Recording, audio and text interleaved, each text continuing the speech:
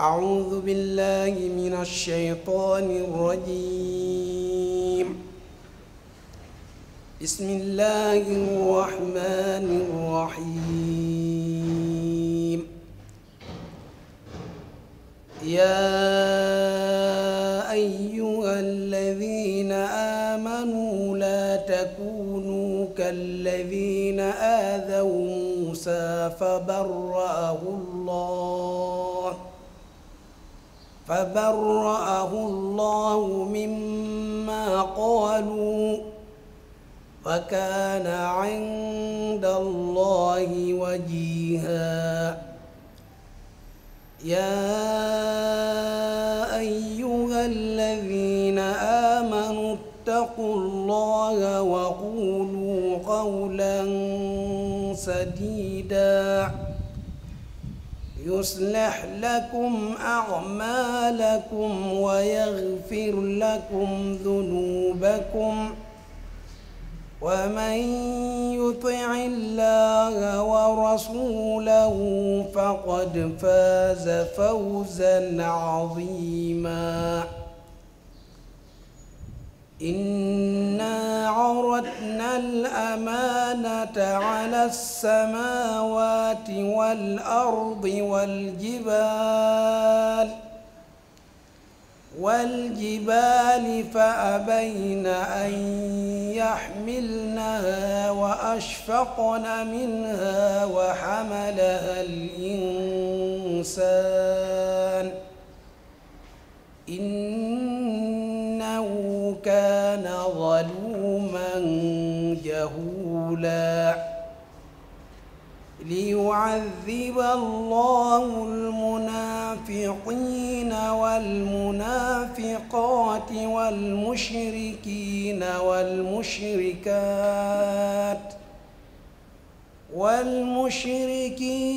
والمشركات ويتوب الله على المؤمنين والمؤمنات وكان الله غفورا رحيما. صدق الله العظيم. الحمد لله mbokki gannaaw bu ñu sant yàlla julli ci yonent bi sallallahu alayhi wa sallam di ñaan yàlla tabaaraka wa taala mu defal ngërëm mboolem saxaaba yi. incha allah ñu ngi bëgg a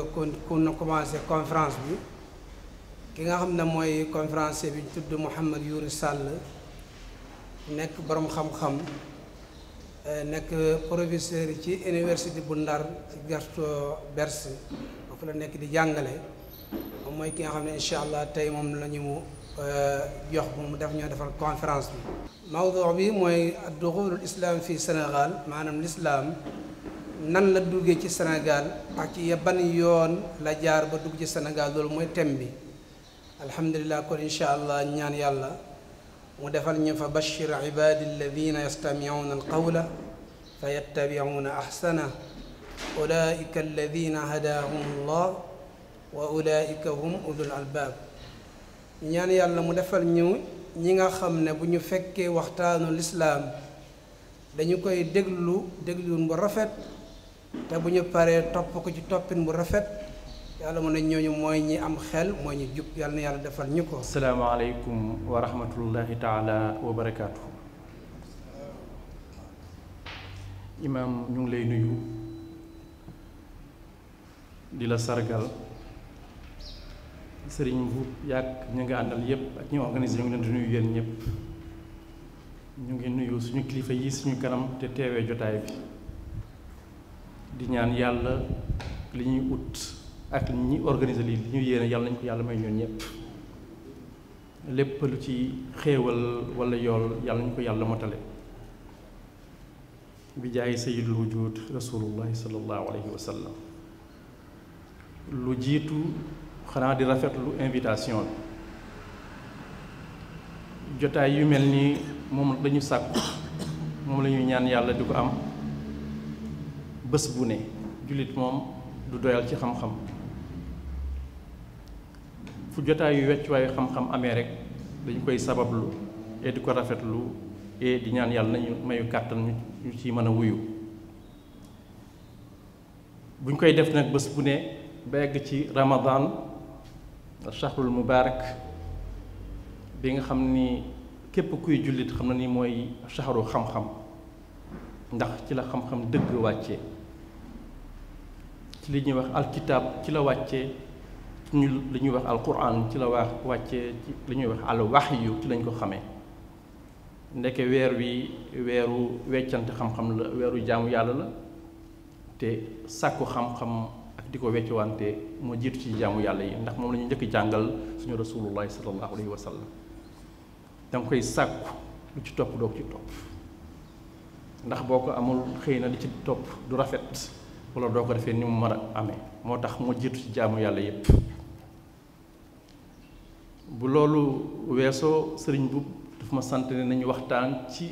duggub l'islam ci Sénégal l'entrée de l'islam au Sénégal loolu laa jot defe naa mooy mawdu bi mooy thème bi ñu ciy waslu àq nag li ci jéem lu ñu mën waaye defe naa li ci ëpp solo mooy weccante xalaat bi ndax li ma tàmm di wax am na thème yoo xam ne dafa classique au Sénégal ñuy gëstu dañ ci gëstu lu bari xëy na sax bari na ay waxtaan waaye li ci ëpp solo mooy ku nekk sa ni nga koy duggee ku nekk sa madxal ku ne ak wàll wooy jaaree ba wane nii la fi islaam duggee ni la fi tasaaroo moo tax boo bëggee yokk ci li ñuy wax il faut bu ñu la waxee nga waxtaan ci yu mel nii da ngay gëstuwaat tuuti ne waaw waxtaan yu mel ni xëy na am na bari na gëstu yi am na bari na waaye da ngay ñaan yàlla yow nga am foo ko duggee foo xam ne day yokk fekk doo répété li amoon ak li ñu tàmmoon di wax moo tax bi ñu ma ko waxee ma ne waaw daanaa waxtaan ci waxtaan yu mel ni fekk naa ay waxtaan yu mel nii dégg naa ko waaye li ci ëpp solo mooy ma xool lan laa ci mën a yokk lu bees wala lu ma yaakaar ni man bees na loo xam ni tàmm ma ko dégg loolu moom moo ci ëppal solo moo tax ma ne waxtaan wi damay junj rek damay dugal rek xëy na weccante xalaat bi li ñuy wax question réponse yi mu ci ëpp solo ndax ci lañuy taataane lu bari moo tax naa ci dugg xëy na du ma ci yàgg bu doon sama sago sëñ bu du ma passé lu mat 20 minutes introduction li des mu nekk ay question réponse ak ay contribution ñu nag salle bi ndax noonu laa ko tàmm defee xam nga jàngalekat moom loolu moo koy gënal weccante xalaat bi waaye bu nekkee moom rek mooy wax day nuroog yeneen façon dafa xaw a kii tuuti moo taxoon ma ne bu ma ñëwee rek naa jéem ñu xool bu ñu naree tàmbali ci wax l'islam ci Sénégal duggam ak tasaaroo am ndax duñu tàmbalee ñun suñu lëkkaloo ak arab yi kañ la tàmbali xëy na moo jiitu l'islam Afrique ak monde arabe kañ lañ commencé jokkalante buñ ci jógee ñu xool jokkalante boobu nan lañ def ba l'islam ëmb ci ba egg si ñun bu dee l'islam egg na Afrique ñu xool lan moo doon moteur bi lan moo ko saytu ba mu egg ci saw jont Afrique dañuy wax Afrique de l'Ouest xëy na buñ jaaree yoon woowu dañ xool nu mu eggee Sénégal ak li tax mu gën a yaatu gën a tasaaroo bu ñu eggee ci point boobu li des weccante xalaat lay doon ndax loolu rek mu santoon moo tax bu may tàmbali comme islam dañ ne ci arab yi la juddoo ala kulli haal islam rasulullahi sallallahu alayhi wa sallam muhammad arab la duñ jël maanaa bu yaatu bi min ibrahima alayhi salatu wasalaam islam bu yaatu la li tubaab bi di wax rek islam synthèse yépp la min ibrahim aw min adam ila rasulillahi sallallahu alayhi wa sallam yépp islam te loolu la ñu alquran jàngal waaye islam ñun bi ñuy jëlee ci rasulullah mooy bi ñuy wax suñu sunna moom la ñuy waxtaanee tey comme rasulullah ci arab yi la jógee dañuy xool nan la arab yi meloon ak africain yi lu jiitu wax yu di wàcc ndax zahir la ñuy wax waxuñu baatin bu ñu duggoon ci baatin mën nañu wax ni islam juddu na lu yàgg depuis Adam waaye zahir la ñuy wax umir na an nahkuma zawahir lal bawatin bu dee zahir la ñuy wax nag dañuy wax ni arab yeeg africain yi dañoo yàgg jokkoo xam nga ñun ñooy dëkkandoo arab yi njëkk ndax dañuy séparé monde arabe tuuti la boo demee côté Éthiopie yooyu tuuti la matul ay kilomètres. Yaman daanaka mook Éthiopie benn la ñu woon dañ daan noot Yaman mooy li ñuy wax mamlakatu Aksium mooy benn royaume moom moo jiitu Éthiopie dañ daan noot arab yi dañ daa fekk foofu noot leen ñoom it yenn saa yi ñuy noot ñu ci li ñuy wax nu ñu koy waxee sax penku Afrique mooy Afrique de l'Est côté Éthiopie yooyu ay Djibouti dañoo dem ba rax nag dañoo duggalante ba lépp ngi ci seen deret jaxasoo ñoom ñépp langue bi sax moo tax ñuy wax ni langue bi dafa jaxasoo woon wax wi arab bi muy judd bu dee arab bi ñuy wax mi ngi juddoo sud arab yi mooy yëg ci kaw kon nag day xaw a jaxasoog langue Afrique yi mooy Éthiopie mais ci deret ci dëkkandoo dañoo lëkkaloo woon waaye tamit ci commerce njënd ak njaay donc Afrique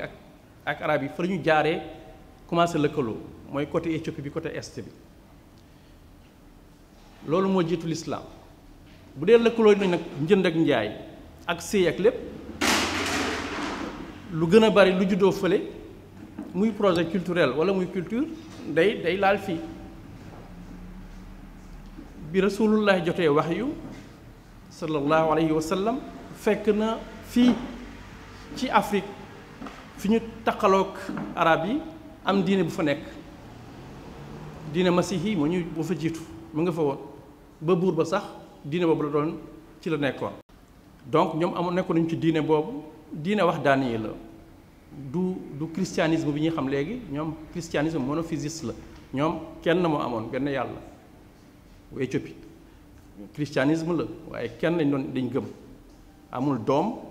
amul loolu lu ñuy wax ni trinité du christianisme bële moom boo demee ba au nord aussi ba Égypte boobu ma fa nekkoon mooy copte yi bokkul ak église bu nekkoon ay en Byzance wala feneen ñooñu dañoo gëm trinité mais ñii dañoo kenn rek la donc gis nga di al wahdaniyya tawhid amoon nañ ko donc xaw na niroo foofu ñoom yuwahhiduun wal islam yuwahhid l'islam yàlla kenn la jurul kenn jógewul ci moom ñoom it yàlla kenn la jurul kenn jógewul ci ñoom même bu dee Isa mooy seen rasul mais Isa du ibnullah pour ñoom wala du ruuxullah la waaye du ibnullah léegi bu dee loolu am na demante bi am na jaxasoo bi am na lu juddu fële muy l'islam ñoom dañ koy yëg yedd fii egsi par la force moo tax islam teel na fi egsi li ñuy wax ay mandarga day fekk lu jiitu loolu rasulullah xamoon na fa rasulullah da doon yëngu ci commerce nañu soxnaam Xadija alayhi salaatu wassalaam ndeysaan da doon def commerce ñoo doon liggéeyandoo kon xamoon nañ fa rihlata shitaay wa sayf Afrique mi ngi ci woon nañ doon ñëw ci côté foofu waa Yaman yi ba wàcc di fa jël ay produits muy ay yu ñu xam muy ay daakaande wala yenn façon matt yi wala yenn façon produit yi di ko yóbbu di andi tamit jënd ak njaay donc bi mu demee noonu nee nañu rasulullah ak Xadija xamoon nañu Afrique ndax dañu doon dem commerce bu ñu waxee rihlata shitaay wa sayf bi ñëw ci alquran Afrique mu ngi ci woon jóge Afrique dem Cham donc yooyu va et vient mën na nekk ñaari yoon par at wala benn yoon par at donc xamoon nañu Afrique donc lépp la ciy judd comme rasulullah xam na Afrique l'islam day teel a egg Afrique te xam na diine bi nekk Afrique aussi rasulullah sallallahu alayhi wa sallam même bu ñu waxul ci xayb moom rasulullah bi laa wax yi xam na Afrique ndax taajir la woon liggéey nag taajira moo tax mandarga bi ñu njëkk jàpp mooy bi wax yu wàccee ba mu am juróom-benni at rek ay jafe-jafe am ci lislaam ci Màkka fi mu njëkk xalaat moom rasulullah mooy dem leen Afrique dem leen Éthiopie ndax ki fa nekk dëgg la masihi la waaye yuwahidullah ku am yërmande la ci ñeneen ay muwahidun ñoo xam ni dañuy wéetal yàlla ki fa nekk day wéetal yàlla kon am na yërmande ñuy wéetal yàlla te ñun loolu mooy suñu jafe-jafe dañuy wéetal yàlla kenn la kenn juru ko jurul kenn kon comme fii dafa am ay jafe-jafe ñu ngi ñuy toroxal mu yónni ñu am dem làqatu ji Afrique 6 années rek après la révélation xam nga teel na juróom benn at rek bi wax yi commencé wàcce ñii nañ def nañ fa fukki at ak ñett dañoo am ñu dem ñëwaat delluwaat ala kulli haal jokkaloo bu wóor am na l'islam egg na Afrique juróom-benn at après loolu moom c'est attesté c'est documenté mais li wóor te wóor déggoon nañu islam avant loolu avant délégation yi ñëw bi ñu ko présenté moom Najaasi lan mooy islam ñu bari ne nañu yëf yi jàpp na ko ba jooy na ba am na ñu ne sax ginnaaw gi tuub na mais ala kulli haal rasulullah daf ko jullee bi mu deewee salaatul ghaib loolu moom wóor na julli na ko ñu bari rek nee nañu feeñal lu wane lislaam moom parce que moo doon buur te dëkk bi masiix yi christianisme mooy seen diine waaye tuub na lu wóor daal mooy rasulullah jullee na ko comme ni ñuy jullee ku tuub islam bu ñu attesté egg na Afrique kon Afrique penku commerce mi ngi continuer di am waaye du très amoon nañu ñun yooyu jamono ay nguur yu am doole ak ay bërëbu jaayukaay yu am doole boo jëlee nguuru Ghana royaume du Ghana ci la bokk mook Tekruur ñoo bokk jamono ñaari royaume yu ñuy dégg la yu arab yi xam mais arab yi xam boobu bokkul ak arab yi jokkaloo woon ak waa penku yi ñoom dañoo doon jaar ci Méditerranée bi ci ndox mi ba egg côté Maroc mën nañoon jéggi Sahara bi ndax commencé nañ jëfandikoo ay gëléem mën a jéggi Sahara bi pour ñëw fi ñuy wax Koumbe Saleh mooy capitalu Ghana commerce dafa amoon doole ak Ouagadougou commerce amoon na fa doole donc dañ ne li ñu doon jokkaloo ak arab yi commerce am na ci doole donc commerçant arab yi di ñëw di ñu fekk di jël li ñu soxla di yóbbu arab yóbbul arab yi di leen jaay di andi aussi ñun li ñu soxla waaye comme ñoom am nañu diine jokkaloo boobu moo jiitu diine laa wax moo tax am na fu may waxee ci sama benn bind ne arab egg na Afrique lu jiitu l'islam loolu boo xoolee ni suñuy mag ni jàngee mën nga xaw a firndeel waaye tasaaroo bi ak jëfandikoo bi téere alxuraan moo tax mu mel noonu waaye araf bi comme ay commerçant lañu dañ doon bind araf bi egg na si ñun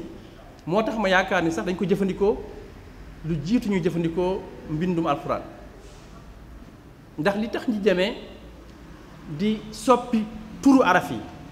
xam nga loo xam ne dañuy wax ni dafa tabu yàlla moo ko wàccee noonu da nga koy téye ñu ko yàlla wàccee nga wegee ko noonu bi dañu ne xaala dangay wax ne xaala noonu la ko yàlla wàccee bu dee dafa ànd ak téere boo xam ni moom la ñuy wax alxuraan am na araf bi tudd ci biir téere boobu kenn du ko ñemee soppi bu dee da nga gëm téere bi ne ci yàlla wàccee lu jógee ci yàlla doo ko wàccee moo tax mu jéggi alif laam miim loo bari bari xam-xam da ngay wax ne allahu aalamu bi muraadi li tax ma ne nag araf bi moom ñëw na lu jiitu téere bi mooy dañoo ñeme soppi ko ñi xam fuuta bay kayoo xam nañu ni araf yi dañ ko joxe beneen tur ab lonk lu ñuy wax adam dellu yaa mim li tax ñu ñeme soppi tur yi dafa xëy na bi muy ñëw commerçant yi ñoo ko andi boobu amul xadaasa boobu waaye bi mu amee xadaasa boobu xaw nañu sax yox-yox yi tuuti bàyyi sax suñu kàllaama yi ñu doon bind ci arab mu wàññeeku xam nga commerce moom da ngay fexe rek comme am nga arab da ngay codé rek comme arab yi da nga koy codé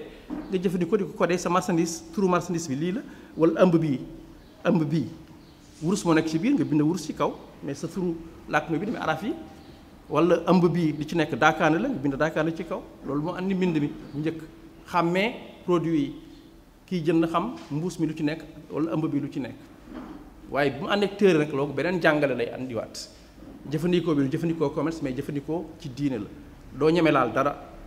dafa mel ni bi ñu tubaab yi indilee seen araf jéemuñu sax changé dara bu ñu la ne ngay wax donc ñi jaaree noonu jéggi Sahara bi ñëw ba Koumbe Saleh di commerce ak ñun àndaale ay culture ba àndaale mbind ba mu jéggi téere bi ñëw parce que am nañu lislaam ñoom it bi ñu ñëw bu njëkk dañu ñëw ay commerçant lañu jënd ak jaay ma loolu andi waaye am nañu ay araf ñu daa bind ñun xëy na taamu ñoon boobu bind ñu leen toppatoo seen bind di jéem a jëfandikoo seeni araf ba di ko bindee ñun tamit suñuy soxla waaye bi téere bi wàccee bind mi dafay am beneen maana wax yu lay doon araf yi sax ba moytu ñu ne noonu la wàccee yàlla moo ko wàccee même bu dee am na taarix boo xam ni bokkul ak loolu waaye ku gëm noonu lay demee ala kulli xaal nañ ne commerçant yooyu bi ñu eggee Koumbe Saleh fekk nañ ñu marché bu mag la lépp lañu fay jaayee ñu bari ñu ci yokk affaire yu njaam mais njaam ju doggul woon après mais njënd nag jaay amoon na fa. Afrique dafa am produit surtout nag or bi Mansa Moussa demee màkk xam nga foog islam fekk tasaaroo na won nañu bari Afrique dëkku or la waaye xamoon nañu dëkku or la bu yàgg surtout boor boobu ba suñu côté yi ba côté Bakel xam nañu or am na fi loolu moo doon xëcc nag arab yi bu ñu njëkkee xam ne or am na du ñàkk duñ toog at te egguñu Afrique yoon mi feeñ na mën nga jéggi Sahara bi am nga ay gëléem léegi mën nga egg ba Koumbe Saleh donc jokkaloo bi gën a yomb du léegi du dex bi rek mais ci jéere ji aussi dañu koy jéggi mooy sawaaxil dafa am ñaari maana léegi bu ñu dem Ghana mën nañ jaare Sénégal ndax boo jaaree ci géej gi il faut nga jaar Saint-Louis pour nga am dex nga mën a egg nag ay Bakel et là pour nga egg Ghana mooy gën a yomb fekk du jaar ci ay Sahara rek donc yoonu ndox comme fa lañ ko miinoon fële ci côté penku bi côté sow bi aussi xam nañu commencé nañu découvrir ay dex muy dexu Sénégal mooy Sanhage bi ñu koy utiliser donc commerçant yooyu bu njëkk dañ doon wër bu ñu ñëwee Koumbe Saleh doon nañ dugg quand même Koumbe Saleh mooy capitale bi mais du teewul ñu dem dugg ci biir ba dugg ci forêt bi moo tax ñu leen wax ne ay jawwaala jawwaala la mooy ñuy wër ambulant dañuy wax marchand ambulant tey ay jawwaal yi na la ñu woon yooyu commerçant bi ñu demee nag comme ñu njëkk a joteel Koumbe Saleh ne nañu ay soninke ñoo fa nekkoon ñoo doon buur yi am na werante waaye li ñu seetlu mooy soninke ñoo njëkk a dugg ci jula boobu moo tax ñu leen di jaawale ñu leen di wax ay jula ba léegi jula kalima arabiya la jawwaala la mooy ambulant mooy kuy jaay di wër yu gàddu seen saako di jaay di wër boo xoolee même kalima pulaar bi juurɗo di nga ko fekk fa lay jógee julatooɗo mooy kuy commerce mooy kuy def jula finalement boo ko toppee julatooɗo bi mooy nekk juulɗo comme ni ngay fexee tey toorooɗo torotooɓe la woon mooy ñiy ñaan ñi yelwaat mais da ngay dem taabi day dem ba changé nekk tooroɓɓe taabi dañ noonu la mel tamit julatooɓe mu nekk juulɓe parce que ñoom ñoo daa ñëw di jaayante ak nit ñi waaye dañ doon julli donc jule yi julli finalement ñaari kële bi ñu am commerçant ak jullit mu ànd ba ci wolof sax jël jullit bi donc kalima julle bi fa la jógee donc ñu xam ni donc bu ñu bëggee wax ni duggum l'islam facteur bi njëkk li njëkk saytu l'islam mu egg mooy commerce dëkkandoo bi ñu waxoon fële ci penku mu andi rasulullahi sallallahu alayhi wa sallam ne comme yéen a ngi am ay jafe-jafe fii dem leen fële ci Afrique Éthiopie waaye wafdu bu ndaw la woon waaye li saxoon lu jiit loolu mooy commerce bi demalante bi ak dikkalante bi commerce la woon lu xew fële day xew fii lu am fële mën na am fii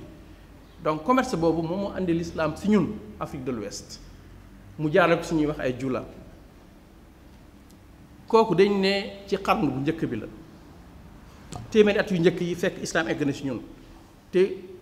te lu jar a gëm la ndax Qarawiyyin mooy université bi ngeen di xam tey Qarawiyyin université yu gën a yàgg la bu nekk Maroc ci siècle bu njëkk la ñu am université gis nga njàng mi de donc bu may wax facteur bi njëkk dugal islam dëkkandoo mooy facteur bu njëkk bi bu dee penku la waaye facteur bi tasaare l'islam mooy commerce ndax moo fi nekkoon moo ko andiwaale ba kalima bi juddu ci donc wax naa ci facteur yooyu bu ñu nee ay commerçant la ñoom ñoo ko dugal boo ko xoolee njàng du bari facteur commercial xëy na lu pratique la rek loo xam ne ngay faje si soxla waaye boo demee nag bay toppandoo nit ki di nga jéem a gëstu ci lan la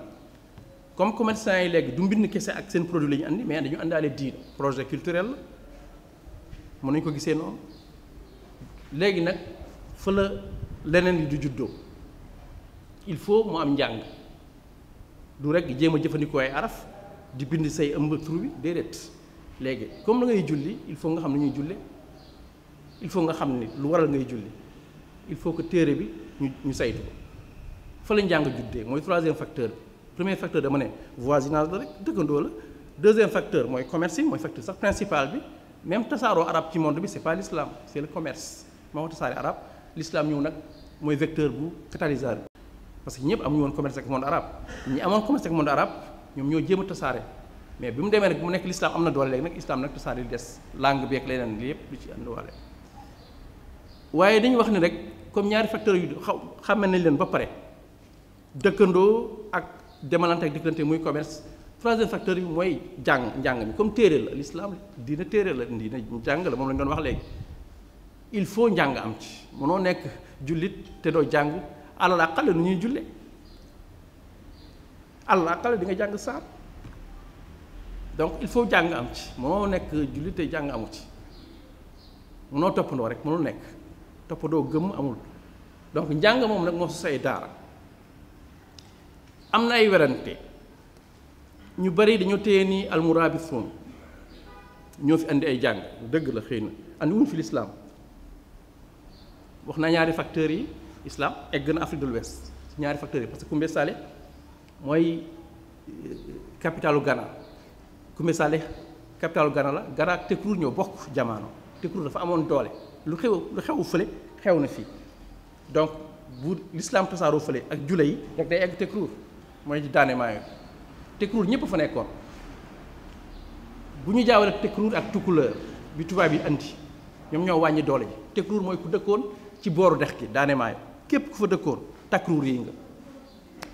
te ñëpp fa dëkkoon 8e siècle fekk islam am na benn siècle 8e siècle Rawaan Bay bind na ko ci teesam mais Amar Sam moo ko njëkk a bind 8e siècle fekk na daane maayo bi bari na ci xeetu Sénégal ñu ngi fa woon wolof mu ngi fa woon soninka mi ngi fa woon pulaar mu nga fa woon naar mu nga fa woon ak ñi yeneen yu ñu xamul avant ñuy tasaaroo dugg ñëw vers le sud ñi dem Cap-Vert ñi dem Kolda mais ñëpp a nga fa woon ñu doon dundandoo langue yëpp a nga fa woon loolu mooy Tekruur Tekruur yi arab ñoo ñëw tuddee ñu Tekruur yi ñu ngi jógee ci kaar yi mu ngi nekk boru Niger benn bërëb la sorewul dex boo demee Togo am na bu ñuy wax dex bu ñuy wax kaar yi fa la Takawur yi jógee mu andi Tekruur ndax ñooñu njëkk xam toujours ñu dëkk ci booru dex yi la ñu njëkk xam si dex lañu doon jaar comme ñooñu ñu ngi dëkkoon fi ñu ci wax Kaara wala kaar yi mu andi Kawara ba finalement mu andi Tekruur bi quoi ba léegi sax Kawri boo demee Arabie Saoudite mooy ku ñuul rek quoi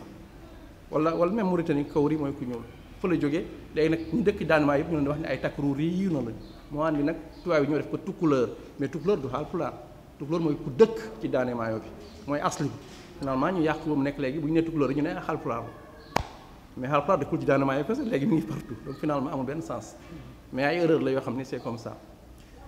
pour wax ne rek ñaari royaume yi amoon doole la bu Ghana ak Tekruur ñoo bokk jamono lu xew fële xew na fii dañ doon jokkalante moo tax finalement Tekruur moom moo daaneel Ghana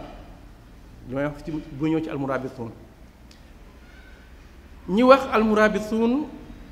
bu ñu wax duggul islam dañu gaaw egg ci almurabituun vers 10e siècle la ba ci 11e li ko waral lu ndaw la almurabituun bi ñu ñëwee ba jege Sénégal côté Mauritanie ci Berbère loolu moo leen fa andi woon dañoo fekk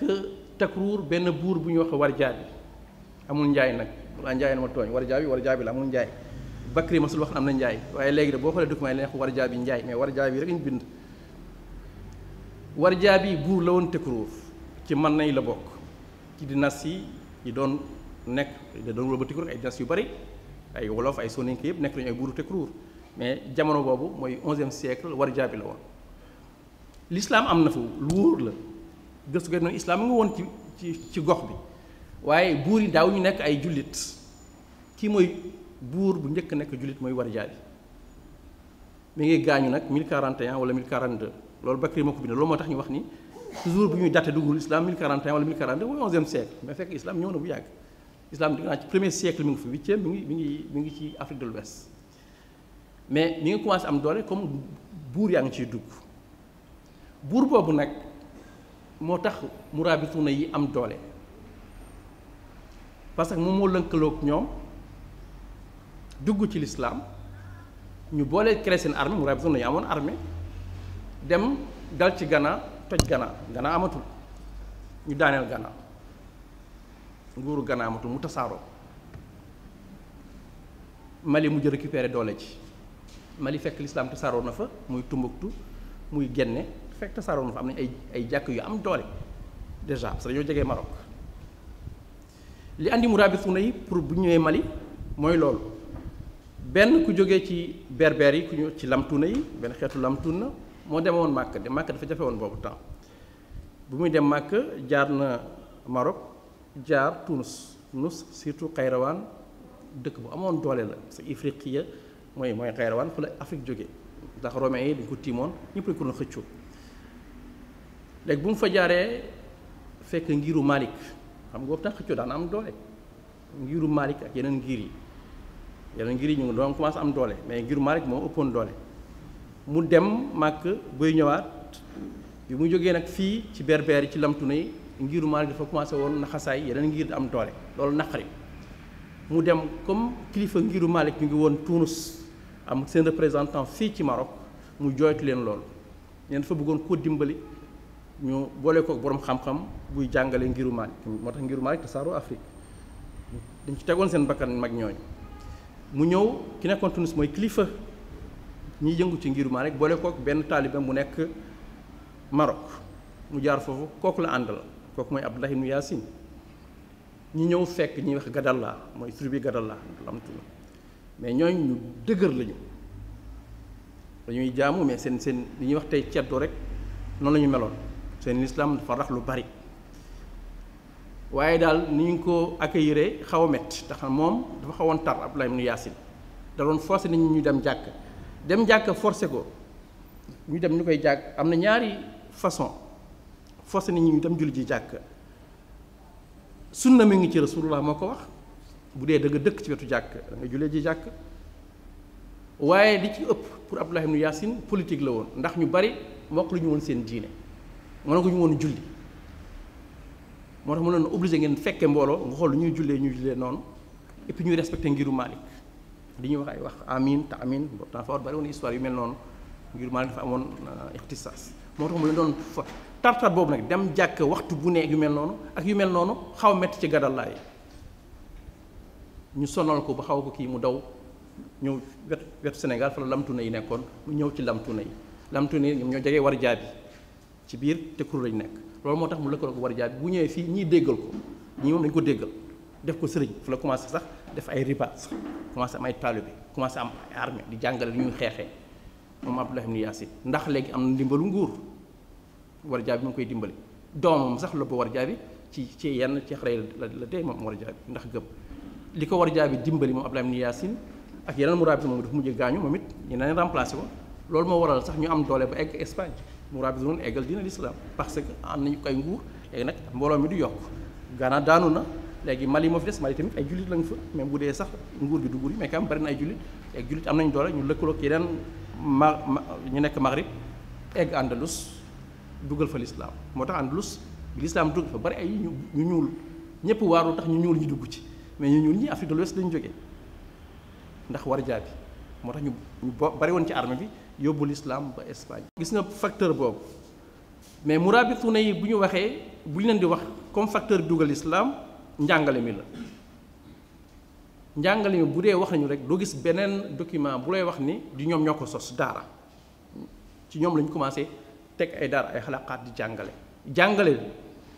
du seulement diine mais ni ñuy aaree dëkk bi ndax nañ ni ñu daal seen kaw damay dalante boobu tam loolu la ni ñuy aaree dëkk bi nu xale yu ndaw yi di aaree dëkk bi nu ñu mënee xeex nu ñu mënee war fas nga war yu mel noonu yëpp dina koy jàngale boole ci nag jàngale téere bi diine bi ak ni ñuy jaamoo yàlla fa la daara sosoo nee nañu moo tax am na ñu bari xam moom marabu mais loolu moom ay werante la moom marabu fa la jógee waaye fa la jëlee marabu mais murabituuna yi daal mooy troisième facteur bi mais mooy facteur u njàng bi ñu jógee foofu nag njàng commencé na tasaaroo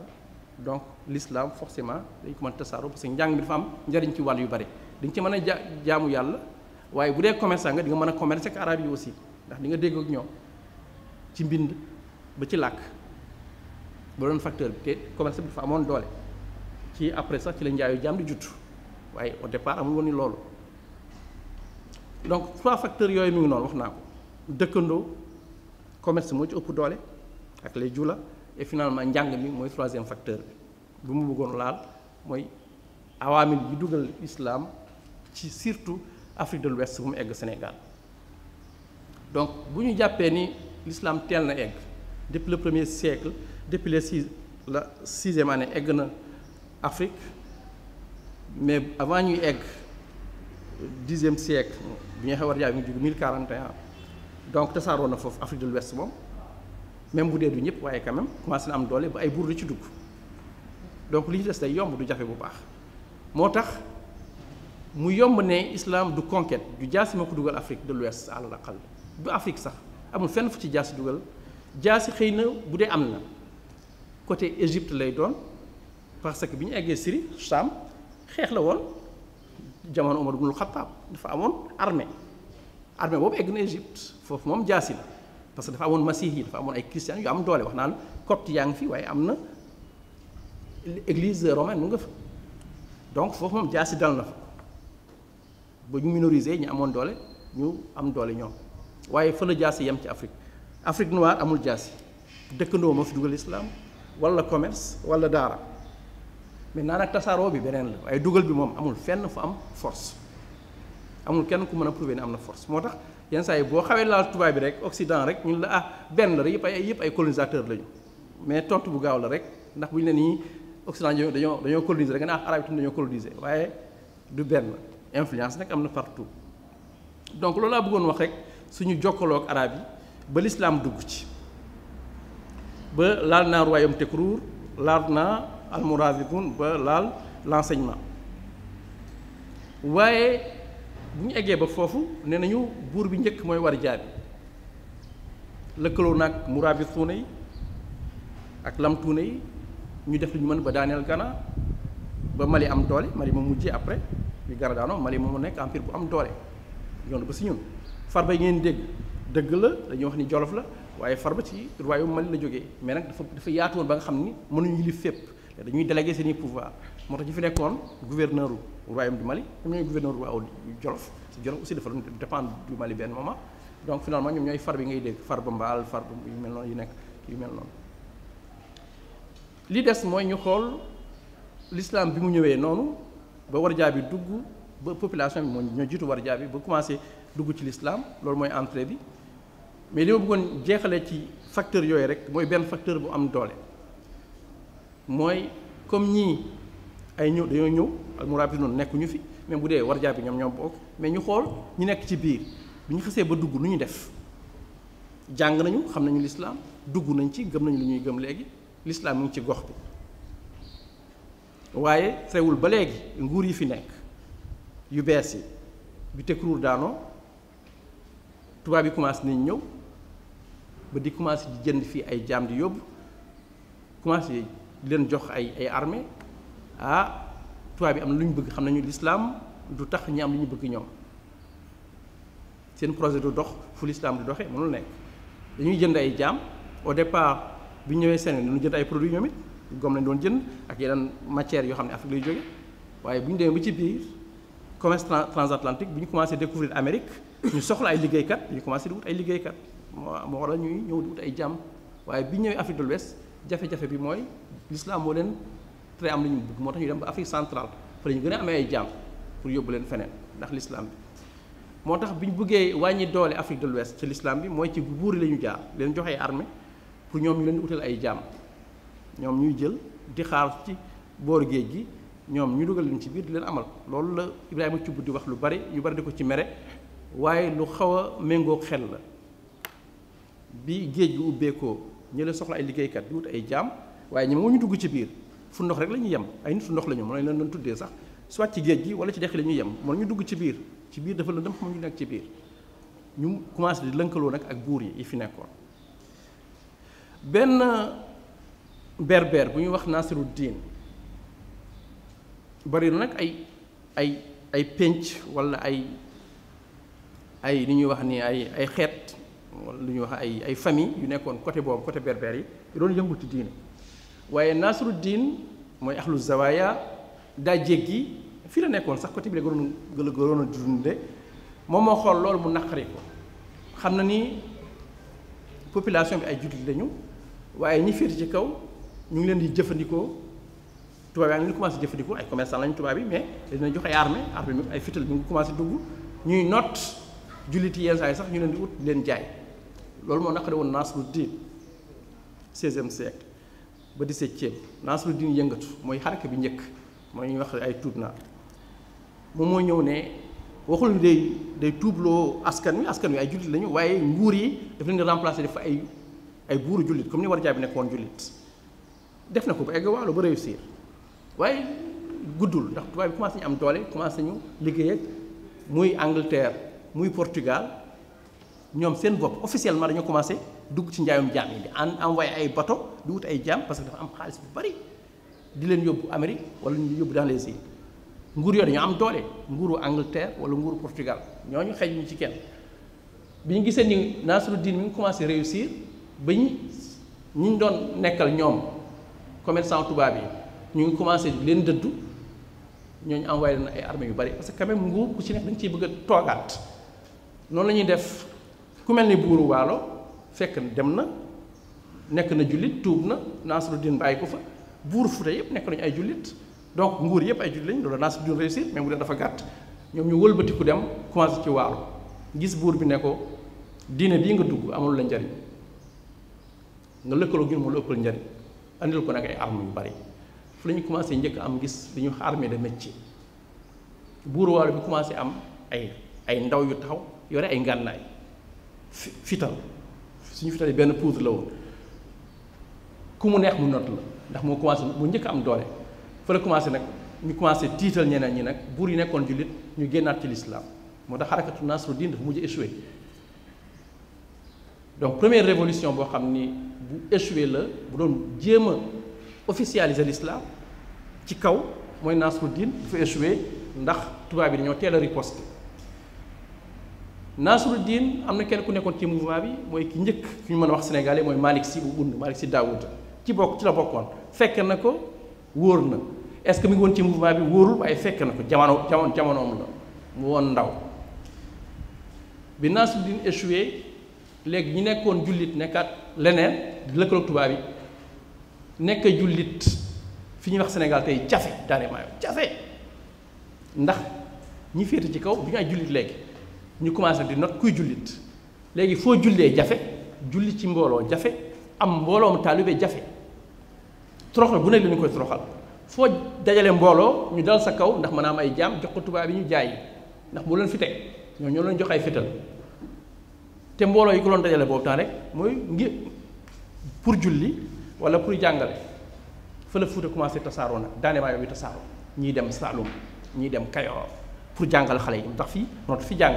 buur yi fi nekk dañoo tar léegi dañu ay buur jullit moom Malick Sy mu randu dem ba côté Undu fa la njëkkee defee révolution mu dóor fa buur bi ñu wax Tunka bu Tiyaabu jël nguuram taxawal fa l'islam mooy Malick Sy bi Malick Sy jàllee mu njëkk def révolution côté Guinée bi aussi am lu mel noonu donc finalement ñu ngi commencé fipp tubaab bi ñu ngi lëkkaloog suñuy buur di not jullit yi waaye tamit am na ñuy fipp Malick Sy loolu moo ko fipp moo ko yëngal mu not foofu commencé def quand même révolution mu am république bu nekk undu bu islamique yàggul rek comme dafa lëkkaloog waa Guinée foofu tamit am révolution c'est même famille dañoo bokkante bi ci tegu mooy révolution almamiya bu Fuuta Tooro bu John Souleymane Baal ndax li ko waral mooy ñooñ tamit li tax ñu yëngatu du tubaab bi dañoo lëkkaloog sax buur yi leen sonal jaamu yàlla dafa jafe woon nee nañu sax papa Cheikh Amadou Fouti radiyallahu taala anhu loolu ci histoire bu wóor la daa mujjee ndax kenn mënul li ñuy wax tey wasifa moo tax nit bu ñu toogee di wasifa nañu sant yàlla sant ñooñu julli ci mbooloo dafa jafe woon Seydou Atoumane Tall papa Cheikh Omar daa mujjee comme kenn ñi moomul julli ci mbooloo këram lu mu bëggoon julli ci mbooloo këram la tabax ci ak di làqatu di woon nit ñi ñu koy fekk këram ñu jullee fa mbooloo ba Abdou Khadre Kane ba révolution bi am ba Abdou Khadre Kane nekk almaami dañ ko mujj di ñaan ne ko léegi nag sa jàkka ji tëj ko ñun ñoo moom ñun ñoo jiitu gis nga de pour wax ni julli dafa jafe woon ndax buur yi fa nekkoon bëgg ñu gis kuy julli wala kuy jàngale daara dégg naa ba ci njàmbur sax dafa am fu ñu leen mayoon loolu moo tax fi Alpha Mayoro nekkoon boobu bërëb la ñu moom ñu fay jàngale fu ne nga doon jàngale ci njàmbur daara buur yi duñ ko woon nangu ay négociation la woon waaye dañ la may bërëb boo xam ne ngay làqatu di jàngale moom la comme ça. Donc finalement fipp yooyu nag moo stabilisé fipp bu Bundu fipp bu Alpha bu Conakry bu Guinée ak fipp bu ñoom Souleymane Baal boobu dafa duré parce que 114 ans yooyu nag ñu commencé stabiliser l'islam au Sénégal nit ñi commencé wóoru ndax léegi askan wi ay jullit lañu ñi nekk tamit ay jullit lañu même bu dee dañuy wax ne ay buur am na ay buuru ceddo waaye déggoo am na buuru ceddo yëpp dañu am ay xaal yi am ay conseils yoo xam ne dañoo jàng ba ñu mettre ñu jàng léegi même booy uti jaam xëy na ñu ngi lëkkaloog tubaab bi waaye utum njaam mi wàññeeku na ñu ngi commencé abolir esclavage amatul doole léegi nag tubaab bi dañoo war a ñëw toog di jëfandikoo mbay wala leneen waaye ut ay jaam xeewi na moo tax finalement islam léegi tekk sax ba dàkk loolu daal mooy li ma amoon li may wax mooy introduction islam nu mu duggee ak ni mu commencé tasaaroo avec ces 4 facteurs là mooy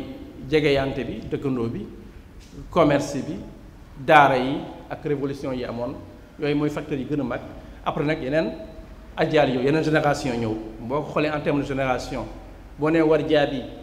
mooy premier roi bu dugg ci l'islam mais quand même bariwul ay roi yu dugg mais quand xeex na lëkkaloo nag ay ñeneen ay étranger donc boobu mooy première génération boo ko passé génération boobu da ngay jël Nasruddin même bu dee mën ñu wax sénégalais naar la waaye quand même yëngal na suñu gox bu Nasruddin passé fi la révolution yi ñëwee mooy vraiment première génération boo xam ne ay autochtones lañu ñoom ñoo xeex pour islam sax nekk ci jàmm njàngale am mooy révolution moo tax génération boobu bi mu passé mooy les 3 révolutions yi ma cité bi mu passé ñi ci topp mooy génération Cheikh Oumar mooy 3e génération boo xoolee parcours Cheikh Oumar di nga fekk sonnul ci gox gi daane maayo sonn ci côté l'islam sonn ci dara ndax l'islam sax na ba pare daane maayo bi li ñuy wax tey vraiment la vallée est islamisée sonn fa am ñu yaakaar ne sax dafa ñëw pour tasaare tijaan yi non loolu nekkul woon ci projet am foofu xaadir yi moo tasaaroo woon Cheikh Oumar bi muy dem Màkk xaadir yi la bi mu ñëwee xaadir la fekk waaye bi muy dem yóbbaale na tijaan yi am tijaan yi amoon na fi daf ko yóbbaale moo tax mu dëgër nag yóbbaale tijaan yi ba Màkk ak yeneen tarixa yi ñu amee doole ak ni ñu bañee tijaan yi mu sax ci tijaan yi am Cheikh Oumar même daf dekk Mouhamadul Ghali mais quand même doole la boo xoolee ba tey dañoo neexawul bëti ñun ku ci tukki si ñun rek dem ci arab yi rek bari na loo yowal bëti ko dootoo gëmati mais Cheikh Oumar loolu ci ay dooleem la tijaan yi la fi jógee moom la fi andiwaat de fi mu demoon dañoo bañ tijaan yi te ay borom xam dafa te jàng na fa lu bari ndax wër na lu bari fu ne dem na fa waaye li ma bëgg wax rek mooy boo xoolee génération Cheikh Oumar sonn ñu bu baax ci Sénégal waaye feneen la sonn fi mu yaakaaroon islam saxu fa la sonnee mooy côté Mali boo xoolee Maba Jaxu ci ñi sonn la bokk ma ñeex ay mujaahiduun ñi jël jaasi day am maanaam Cheikh Oumar mosul jël jaasi Sénégal attaqué na tubaab yi nag ci Médine ndax dañu doon yàq ay projet am dañoo bëggoon féetewoo ci ndox mi moo xam ne ñii bu nekkee Médine nekk Matam dafa seeni fort ñoom ñooy moom dex ji loolu mën a xëccoo bi mu bëgg a réduire seen force mu attaqué seen siège mooy Médine wër leen ay fan yu métti wër bu métti te après dañu créé les tirailleurs sénégalais même mois lañu créé les tirailleurs sénégalais xam nañu mënuñu jàmmaarloog Cheikh Oumar ndax amuñu armée bu doy ñu wuti nag ay sénégalais ak ay africains daf leen des tirailleurs pour faire face à Cheikh Oumar ak ñu mel ni moom ak ku jéem a niroog moom. Maba Jaxu même chose dafa jege séeréer yi il faut mu jël jaasi Mamadou Lamine Dramé même chose donc ñu jël jaasi du pour waa Sénégal sax Sénégal islam tasaaroon na ba islamisé xuloo nag daan na am suñu seen biir ndax Cheikh Oumar bi muy woo jihad Fuuta yëpp d'accord immigration du jihad bi la ñu bañ mais immigration bàyyi Fuuta dem di jihad yi ñëpp d'accord ñu débat bu am doole la Fuuta ñëpp d'accord ñu woon ci immigration bi Abdul Bokar Kan bi ñuy wax ci résistants yu gën a mag la moom moo hébergé woon Albury bu mu jógee fii masul d'accord ci immigration contre jihad papa ak yaay même dañu ànd ak Cheikh Oumar mais moom nee na pourquoi ñuy quitter Fuuta defi jihad leneen jihad feneen foo xam ne du Fuuta quitter Fuuta donc ay débat yu am doole la woon mais li ma bëgg a wax rek foofu mooy boobu mooy génération bi ci topp bu topp ci révolution yi mooy Cheikh Oumar ak tuuti Maba Jaxu ñooñu fekk nañu islam mais nag jéemuñu tasaare tijaan loolu ay wax rek mais ak tijaan nañu woon nag quand même Cheikh Oumar mosul milité mais nag ñu ànd ak moom après bi fergo passé ñëwaat ñu milité pour tijanisme di obligé mais Cheikh Oumar melul woon noonu ci tariq sax xam na lu baax lan mooy tariqa yi bi Cheikh Omar passé mooy yeneen jiil bi jiilul muslihun mooy jiil El Hadj Malick Sy Ahmadou Bamba radiyallahu anhu Abdoulaye Niass boobu mooy jiil bi ñu gën a xam ñun boobu moo ñëw après boobu beneen affaire la fa la tariqa yi am doole nag léegi beneen diine judduwaat mooy yar ak tarbiya et ainsi de suite donc foofu laa mën a yem foofu lay fermer ndax boobu mooy suñu jiil te ci tegu xam ngeen ko lu ñu ci wax dara. ñu ngi gërëm ñi envoyé ay laaj yëpp waaye may tàmbale ci laaju sëñ Mbuub bi rek moo gën a bees. C'est ça la bataille de Iba Der Thiam, de moi-même. Je fais partie de la commission pour la réécriture de l'histoire du Sénégal. C'est ça notre bataille. Mais notre bataille, c'est de réécriture de l'histoire parce que la bibliothèque coloniale nous a tellement déviés, et surtout par rapport à Cheikh Omar. Il faut le comprendre. Quand ton adversaire écrit ton histoire,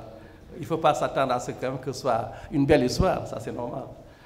Mais la nécessité d'avoir une bibliothèque nationale, je dirais même une bibliothèque endogène, comme les gens disent, parce qu'on a beaucoup de documents, il faut le dire. Mais c'est une question de volonté politique. Il y a tellement de manuscrits dans nos familles,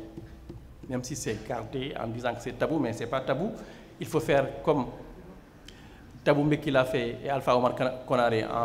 au Mali. Ils ont fait un effort pour sensibiliser les familles qui détiennent des manuscrits, de les mettre à la portée de tout le monde. Ils ont mis des moyens, surtout Tabou Mbeki, qui est africaniste, qui a vu que Tombouctou, il y a eu beaucoup de manuscrits. Donc il fallait quand même que ces manuscrits sortent et soient regroupés quelque part pour qu'on puisse avoir des documents, au moins autochtones ou bien endogènes, et qu'on puisse réécrire notre histoire. Sinon, ça va être très difficile. Si on se réfère aux archives, à la bibliothèque coloniale, là, on va écrire l'histoire des autres, pas notre histoire réelle. C'est ça, donc la nécessité de l'avoir, au-delà de la bibliothèque nationale, mais de vraiment récupérer l'ensemble de nos sources. On a écrit, je dis l'écriture, la lettre, je suis sûr que la lettre arabe est là bien avant l'islam. Donc la lettre est là, et utilisée pour des raisons commerciales, peut-être même au-delà. Mais quand même, on a utilisé l'alphabet arabe très tôt, ça c'est sûr. Mieux que, c'est quand on nous dit que vous avez vraiment une tradition orale, parfois, pour ceux qui connaissent l'histoire de l'érudition en Afrique, ils rigolent. Nous avons écrit bien avant les Français. Les Français, jusqu'au XVIe, avec François Ier, la seule langue savante, c'était le latin. Ce n'était pas le francilien, c'était le latin. Même Galilée, quand on lui a créé des problèmes, c'est parce qu'il a osé écrire en italien, pas en latin, en disant que c'est une langue vulgaire. C'était interdit par l'Église. C'est-à-dire s'adresser aux profanes comme ça, avec leur langue, non. La langue du tribunal, François Ier a vu que c'est du latin incompréhensible. Comme le français aujourd'hui, avec notre population, là, on va au tribunal, on nous parle le français, les gens ne comprennent pas. C'était comme ça en France. François Ier a dit, arrêtez ça. Parler la langue de la population au tribunal. Donc, on a obligé l'administration à utiliser le français. C'est au XVIe, ça ne date pas longtemps. Déjà, nous, on avait déjà commencé à écrire nos langues en caractère arabe. Bien avant le XVIe, vous voyez. Donc, on nous dit, nous sommes de la tradition orale, mais les autres sont de la tradition écrite. Or, nous avons écrit avant les autres. Mais seulement les caractères arabes, c'est comme si ce n'est pas des caractères comme les caractères latins. Or, c'est le même niveau. Et j'ai dit quelque part, je ne comprends pas un historien du Sénégal qui n'arrive pas à se documenter en arabe. Ce n'est pas un historien. Vous ne pouvez pas connaître l'histoire du Sénégal si vous ne pouvez pas vous documenter en arabe. C'était le handicap de Cheikh Anta. C'était le handicap majeur de Cheikh Anta. Il a beau fouiller, aller en Égypte, essayer de voir des momies. Mais il y avait des documents ici à côté, à l'IFAN même. Il ne pouvait pas les lire. En France, vous ne pouvez pas être un historien si vous ne maîtrisez pas le latin. Ça ne passe pas. Tous les anciens documents sont en latin. Les hiéroglyphes nous ont servi, pourquoi? On ne l'utilise plus. Mais on en a besoin. Il faut maîtriser le hiéroglyphe pour pouvoir connaître l'histoire quand même de l'Égypte. Si tout le monde ignorait les hiéroglyphes, donc l'histoire de l'Égypte serait ignorée, ce serait grave. Donc, une langue comme ça ne peut pas être ignorée et marginalisée. Les caractères arabes au Sénégal sont fondamentaux en tout. Je ne parle pas des valeurs. J'ai dit ailleurs, l'islam a 1000 ans au Sénégal. J'ai montré tout à l'heure que la société est très islamisée. Je ne vais pas dire que c'est une société musulmane, mais très islamisée. Les valeurs islamiques sont partout. On ne peut pas ignorer ça, ce n'est pas possible. Ce n'est pas parce qu'on est musulman. Même si on n'est pas musulman, on doit connaître ces valeurs-là. Quand on dit à quelqu'un au Sénégal, Falaq Nasi, que tu sois musulman ou pas, tu dois comprendre que c'est de la prière tout simplement. C'est une façon de parler. On ne t'oblige pas à réciter Falaq Nasi, mais on te dit, fais la prière. Moi, j'ai vécu en Égypte, c'est comme ça. Nous sommes beaucoup plus musulmans que l'Égypte. L'Égypte a 8% de chrétiens. Mais quand on dit Fatiha, tout le monde comprend Fatiha, cela veut dire fais ta prière, chrétien ou pas, mais fais la prière. C'est pas choquant. Ce sont des valeurs comme ça, c'est devenu des valeurs. Pourtant, ce sont des versets du Coran. Pour dire seulement que revenons quand même à ce qui fait notre société. On ne peut pas fuir comme ça en avant, ça crée des problèmes. Donc, bibliothèque nationale, c'est important, il faut le faire. Et ça me ramène à ce que Seigne Mboup a posé comme question en disant El Hadj Omar, moi, comme tu vas le poser, ça, c'est la documentation française. El Hadj Omar, il y avait bien un journal qui Moniteur. Faidherbe m'a créé. Faidherbe, l'ennemi principal, moi, El Hadj Omar. Tout le monde le sait. Faidherbe, lu mu def fii yëpp El Hadj Omar. Pour moi, le seul Africain existant, c'est El Hadj Omar. C'est normal. C'est le seul qui a fait face à Faidherbe avec un projet culturel. Qui voyait que Faidherbe voyait que celui-là, avec son projet culturel, man sama projet du dem. Donc mu def ko ennemi. Lu El Hadj Omar def, lu ko may doole mu def ko. Sëñ bi xoolal El Hadj Omar aji màkk boobu ton dafa am doole njëkkul aji màkk ci tànk déedéet xam nga Abdul Qadir Kane maase papu El Hadj Omar la mais pape Abdul Qadir Kane dem na màkk Hamadi dem na màkk ci tànk la demee mais il fallait nga am nag alal am mbooloo mu lay aar loolu mooy dem du moom maamam c'est-à-dire ku maase ku féeti kaw papam dem na màkk kooku dem na màkk doon du moom moo njëkk a dem waaye jàmbaar la moom it dem na bariwul woon nag ñuy dem boobu tam moo tax nag alxaaji bi amoon doole mu ñëwaat ci fii rek El Hadj Omar El Hadj Omar El Hadj la woon El Hadj Omar ku jàng la ñëpp xam nañu ko dafa jàng ba bind téere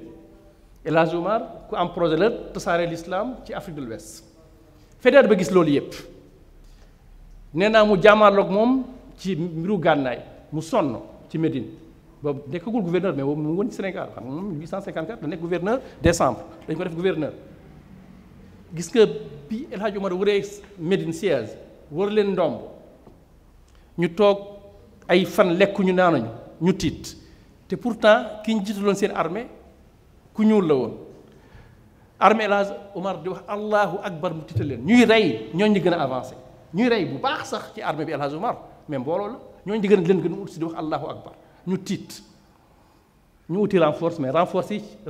ñun la ñu woon nañu uti ci lañu créé amoon na nag ay ñu doon dimbale amoon na ay bataillon sénégalais mais après dañu créé tirailleurs sénégalais Faidherbe moo ko créé tirailleurs sénégalais ñu ko créé pour faire face à El Hadj Omar donc pour wax ni Faidherbe du gis keneen ku El Hadj Omar mu créé les tirailleurs sénégalais di leen waatloo ci alxuraan bi ñuy prêter serment les tirailleurs ci alxuraan la ñuy waat moo tax bu ñuy prêter serment léegi di wax ni non alxuraan Faidherbe colonisateur xam na ni sénégalais bi pour mu dëggu engagé wu il faut mu teg alxuraan teg ci loxoom ne billahi wallahi tallahi man mii ci armée bi lay bokk mu doog la gëm dugal la ci tirailleurs sénégalais noonu doon waatee de mu créé armée pour jaamal ak Cheikh Omar mu ut ay alxaj fexe ba Saint-Louis mu am fa ay collaborateurs yu am xam-xam du ma wax ay famille xam ngeen leen yu am xam-xam yu xaw a jege Cheikh Omar pour faire face à Cheikh Omar sax Cheikh Omar borom xam-xam la ku bind la bu ñu móol ko Cheikh Omar ci ñuy njëkk a móol ci Afrique la bokk ku bind téere ñu móol ko Cheikh Omar ci la bokk rimaax bi ñu koy móol boobu bind ñu móolu ñu jawaahir ñu bari xamuñu ko dañu gis rek jawaahirul maani ak rimaax ñu boole leen déedéet bi ñuy móol rimaax bu Cheikh Omar boobu móolu ñu jawaahir kooku beneen histoire la mu wut ay borom xam-xam fexe bañ dem Màkk pour am ñi naatangoo Cheikh Omar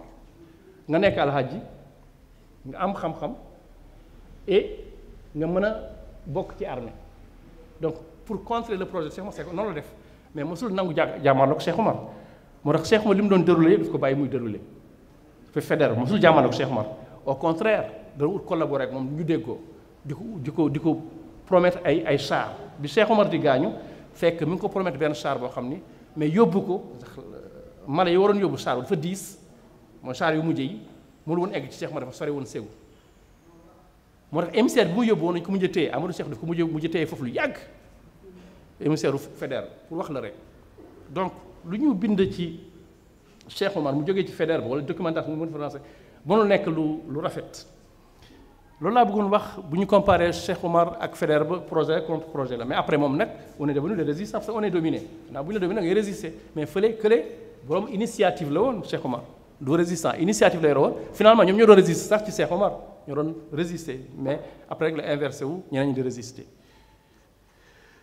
Cheikh Omar rey nañu bari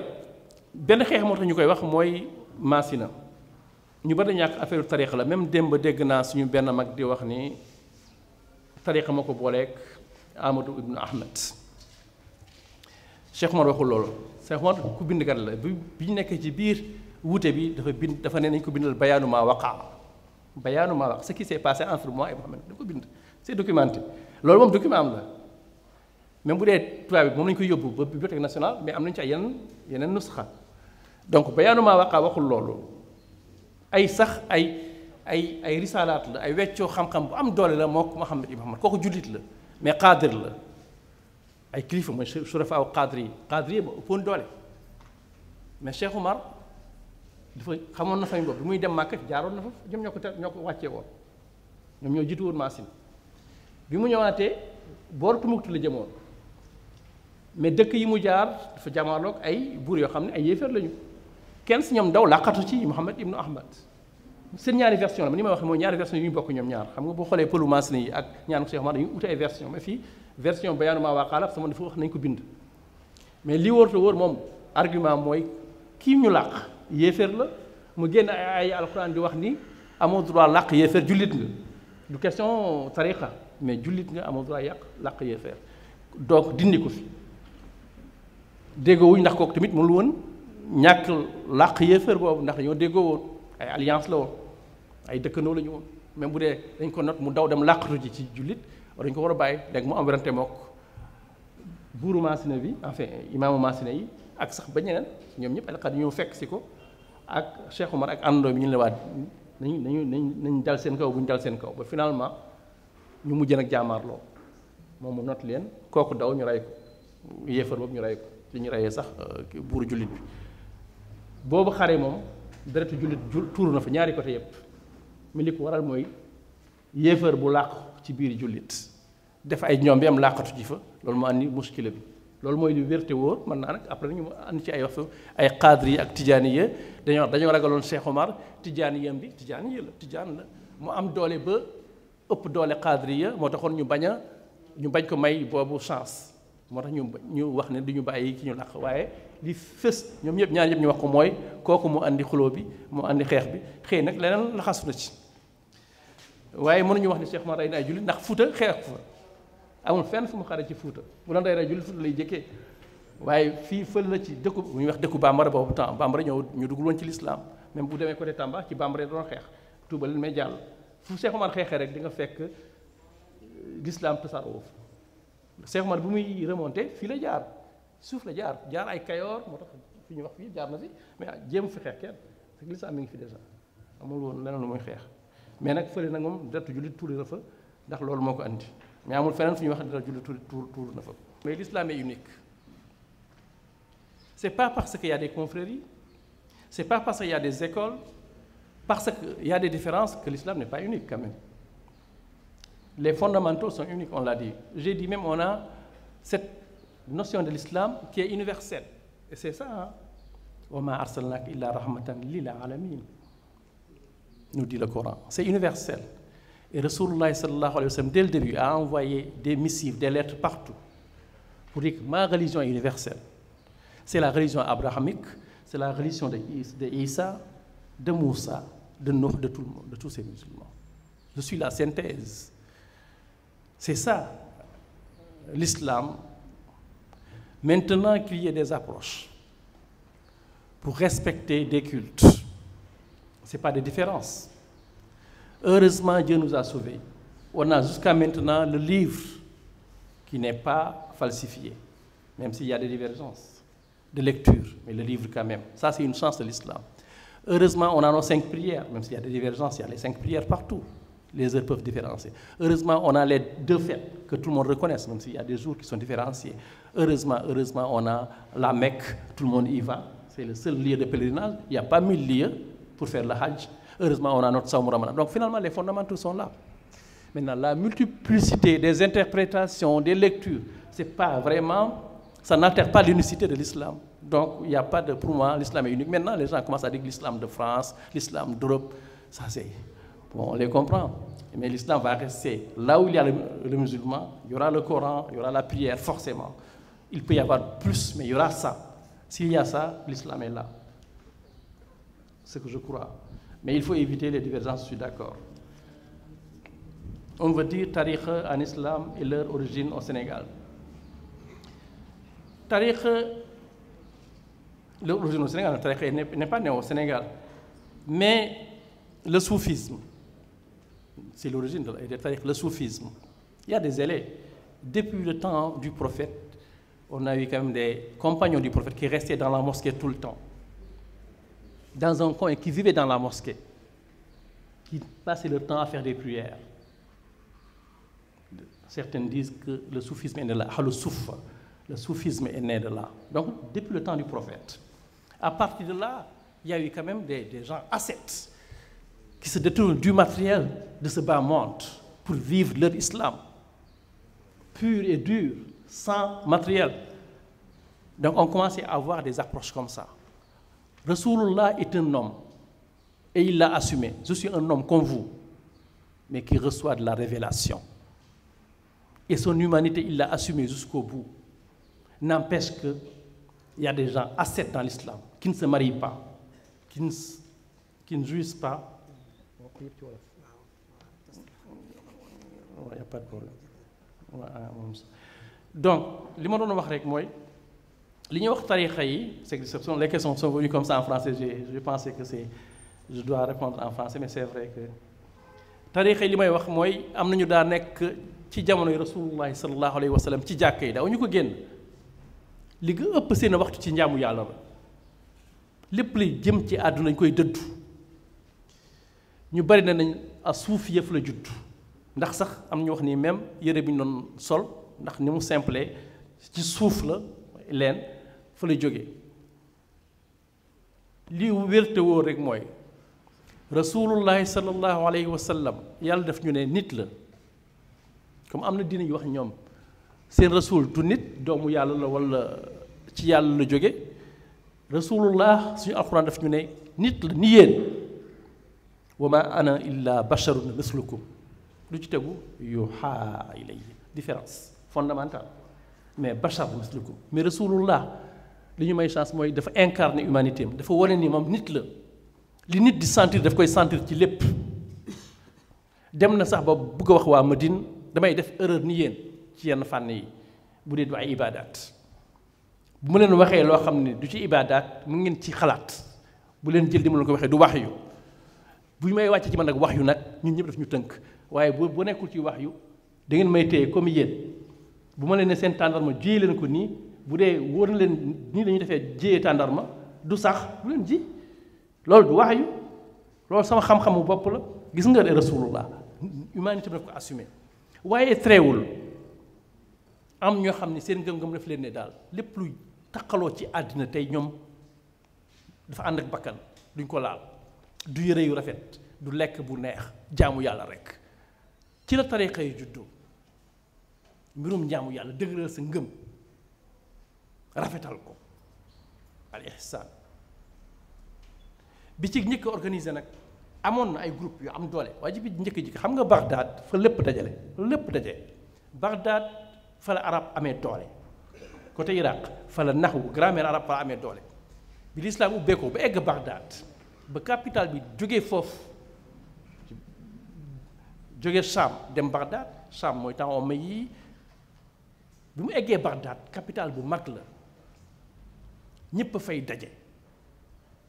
xam-xam ñëpp fay daje moo tax organisation yu bari fa la juddoo tariqa bi ñu njëkk a organisation laa wax de bu ñu xam ni kii mi ngi ciy bind noonu lay def waaye daf ciy bind di ci waaslu ak xam muy Abdul Qadir Jeylaani du arab iranien la dégg na arab nag mais perse la Abdul Qadir Jeylaani mooy ki njëkk a organisé lu ñuy wax tariqa ba nit ñi xam ni kii dafa organisé wu waaye ñu doon jaamu yàlla dëddu àdduna di wird di amoon na lu ko jiitu waaye organisation bu mel noonu ba génn foofu nag ba egg si ñun mooy cadre yi mu jën nañ jur ay xeex ñu dem ci temps yenn gouverneur yi ba ñenn ñi jaamu yàlla ba lab ci yàlla ba di wax ni man maay yàlla ba mu andi ay xalaat dégg ngeen ko ba mu andi ay rayee xam nga am nooy labee ci yàlla da ngay dem ba yaakaar ni dara lu taxaleeg yàlla di wax ni ana Allah finalement yéen di mujj di rey ndax dafa jéggi dayo ay xaal rek la quoi pour wax la demoon na ba fu sori. waaye li ñuy gis au Sénégal Qadriye moo fi nekk Chaziliya mi ngi fi woon Abdul Qadir Kan nee nañu Chazili la woon ndax mi ngi woon Mauritanie Chaziliya amoon na ñu dañuy wax ne Qadri non non Chaziliya amoon na te amoon na doole. fi ëppoon ay turuq daf ñoo jege mooy Misra tariqa yi tey mat nañu junni ak lu teg li ñuy wax ay tariqa suufiya mat na junni ak lu teg dañuy ëppante doole rek quoi waaye Qadriye ci njëkk organisé la bokk. Tijaaniya li ko may doole ñëpp xam nañ ko dëgg la Fass la juddoo dëgg la ki ko sos Algérie la juddoo moom Cheikh Ahmed Tidiane xam nga yàggul Tijaaniya yàggul Tijaaniya moo tax man nañu Sénégal ba ñu jiitu Tijaaniya ñun Papa Cheikh Omar xamuñu yu Tijaaniya boobu temps amagul après ñoom la ñëw Cheikh Omar ci jil bu njëkk bi la bokk même bu dee jëlul ci directement Cheikh Tidiane mais ci jil bu njëkk bi la bokk waaye Cheikh Omar ci ñi may doole Tijaan yi ci la bokk bu doon Cheikh Omar Tijaan yi kenn du ko wax parce que waa Maroc demewul noonu mais Cheikh Omar ak ñi mu àndaloon jihaad ba mu génn àddina ñooñu nag ñoom ñoo tasaare Tijaan yi mi ngi woon fi man moom fi la jëlee Tijaan yi avant muy dem waaye li tax mu may ko doole du nit yaakaar du jaase li ma waxoon sànq li Faidherbe ba gisoon ci Cheikh Omar porteur de projet la Cheikh Omar dafa amoon projet islamiser la société orienté ko ni mu ko bëggee moo tax mu créer référence bi njëkk am ci Tijaaniya contrairement à ce que les gens pensent du Jawahirul Maani d'accord Cheikh Tidiane taqriban bi ko Xawaarizmi bindee daf ko liir ci kanamam mu approuvé waaye kenn moolu ko am nañu ne sax bi mu ko njëkkee liir ci kanam daf ko ne lakk ko xam nga rek nitu diine yi dañu nekk ay xaal bu ñuy wax ngay bind tey ñoom ñoo la ko digal boo leen ko nettali ne wax dindil fàtteel loolu ndax bi ñu koy wax du woon ñoom loolu arrivé nañu bari sëñ Abdou bu ñu lay wax yenn saa yi muy wax du nangu sax koo nettali ndax am na moment yu muy wax day fekk ci leneen la nekk day arrivé wàllu yu yàlla yu mag yi moom it nusxa version bi njëkk génn dafa ne nañ ko lakk moom Cheikh Tidiane bi Aliou Xawaarizmi par de bint waaye beneen bi nag Aliou Xawaarizmi moo ko njëkk a génn àddina jàng na ko ci kanam bu mu jeex mu approuvé ko ñu teg ko kenn moolu ko ba Cheikh Tidiane génn àddina ba am ñu ko wutu Cheikh Tidiane gisewul ak Cheikh Omar gisee nag Mouhamadul Ghali mag mais fekk commencé na bind Rimaax 1844 la ko terminé yëpp mu ngi ci li mu bind mais mool bi njëkk ci Afrique ku ñu édition fekk nekkatul manuscrit c'est Cheikh Omar waral mooy bi famille Cheikh Tidiane bi ñu ko wutu gisee ni Tidiane mi ngi am doole ndax Cheikh Omar dellu si na te am na ay àndandoo yu bari moo ëppoon mbooloo ay Tidiane Cheikh Omar Mouhamadul Hafiz mi ngi fi woon mais Mouhamadul Hafiz amul woon mbooloo Tidiane la woon dafa may wird mais amul woon mbooloo ne Cheikh Omar waa Fuuta yëpp dañoo mujjee daw di ko riiti di ko fekk di ngi raay mu nekk mbooloo Tidiane ñu def bu ay wasifa boole ko nag ak Mahdi yu même chose Tidiane yi la même boo même Tidiane yi Mahdi yu tam Tidiane la woon mu am mbooloo ñu def ay wasifa donc Fuuta di réer naar yi xam ko léegi finalement moom li mu bindoon ci Jawaahir Rimaax ñu téye ko foofu gis ni ñu bari dañ ciy dellu muy waa Fuuta yi di xool lan mooy Tidiane yi suruut yi noo koy jàngee ak yooyu ba téere bi commencé yàqu moo tax ñu gaawantu c'est l'état tunisien moom moo édité Rimaax avant ñi édité Jawaahir li boole def ko def ci même édition donc noonu la ñëwee moom la ñëwee donc li ma bëggoon wax rek mooy suruqu suufe yi Qadriya mi ngi fi woon Tijaaniya ñëwoon ak Chaziliya Tijaaniya ñëwoon avec Cheikh Omar et li mujjee mooy Muridiya ñu bari nañu Cheikhul Khadim mosul def takwin tariqa du woon yoonam yépp la jëloon comme ay tariqa mais après mu jël nekk tariqa waaye du woon tariqa loolu laa xam ci turuq suufe yi li ñuy wax ni tariqa yi waaye du yàq dara ci l'unicité de l'islam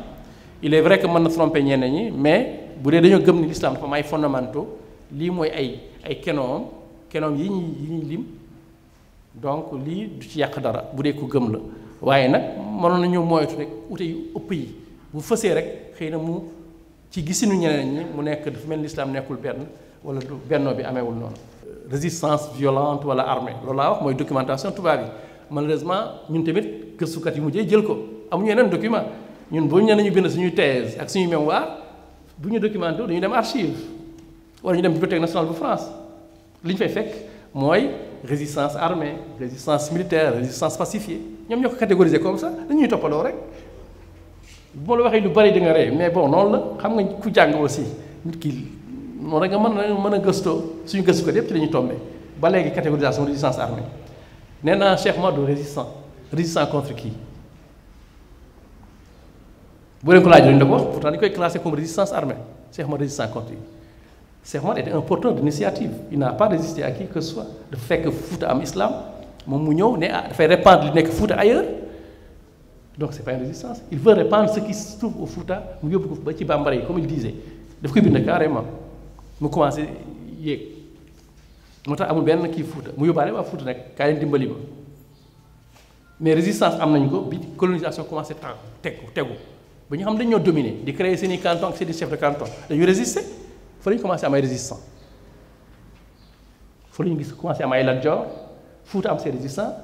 ay Abdoul Bokar Kane fa la ñu commencé am ay Albouri fa la ñu commencé gis ay Maba Diakhou les premiers résistants surtout marabout c'est Maba Diakhou qui a fait face à la colonisation directement jàmmarloo ñi si tegu dogu ci tegu ñi si tegu dañoo xaw a subir mais Maba Diakhou moom il a fait face dañoo subir mais résister sur le plan culturel donc il faut que ñu bañ a tomber loolu mënuñu ko bañ mais loolu la amul résistance violente ou armée résistance la muy violente résistance rek la on a résisté à la colonisation et à la domination à notre manière et ainsi de suite foofu dafa bari ñu fa nekk dafa bari ñu nekk ci Orient bi ba Liban boobu dafa bari ñu fa nekk mais li ñuy wax arabe yi tey mooy presqu'île bi loolu bu ñu ko tënkee mooy arabe presqu'île bi ñi si des dafa bari ay Perse jaxasoo ay Kurdes ay yu mel noonu mais presqu'île bi quand même ñoo fa dominé Yamen ba côté Médine ba ci kaw ay Taïf ñoo fa dominé ñoo mën nañu wax ne arabe ñi dëkk foofu nañu wax arabe bu leen la ma waxee arabe islam bi muy tasaaroo Afrique noire tasaaroowul noonu feneen te wax naa ni du doole ma ko fi tasaare il est vrai que bu jëlee Égypte moom nga wax ni doole egg na fa ba côté kii mais après nag li ci mujj amul doole amul fenn fu ñu jëfandikoo jaase wala ay armée pour rek yooyu comme ça donc tasaare l'islam en Afrique moom mën nañu wax ni africains yi ñoo ko tasaare yu mu ñëw ci dugg gëm ko ba mu tasaaroo loolu nag mën na am jàngat lu waral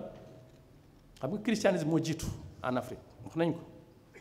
te christianisme dafa nekk ay missions les missions finalement sax y avait des missions armées parce que dañu ànd ak colonisation ñëpp xam nañ ko ñoo ëppoon doole ñoo gën a organiser islam de ce point de vue là donc buy buggee tasaare daal war na tasaaroo mais comment se fait-il que Afrique bu noire Afrique sub-Sahara Maghreb waxuñu ko lu tax islam amee fi doole noonu ay jàngat yu bari la lu tax islam tasaaroo fekk du doole ñu jëkk dugg gëm ci gëm ni l'islam bi jege nañu lu ko waral bari na ay thèse waaye man bi ma ci gën a jàpp mooy benn lu waral l'islam tasaaroo bu gaaw dafa gaaw trop sax en Afrique noire loolu dafa jar ay jàngat dafa tasaaroo bu gaaw matul 3 siècles islam presque egg na Afrique de l'Ouest moom jeex na ci 3 siècles ñëpp nekk nañu ay musulmans pratiquement Afrique de l'Ouest laa wax de xam nga 1041 la war jaabi décédé war jaabi avant muy dugg fekk l'islam mi ngi fi boobu ne almourabitouna bi ñu créé ba créé ay système d'enseignement ba tasaaree ko ba yóbbu ko Espagne Afrique de l'Ouest waxatuñu ko woon ba Mali royaume du Mali pratiquement royaume à part les Bambara qui étaient résistants mais tous les autres après dugg nañ ci quoi mais sama njàngat mooy bu ma waxee facteurs yooyu ñoo tasaare l'islam mais tasaare wuñu ko doole li tax jullit yi ñun africains ñu dugg ci mooy l'islam dafa am loo xam ni moom la lal yeneen diine yi laluñu ko boo jàngatee l'islam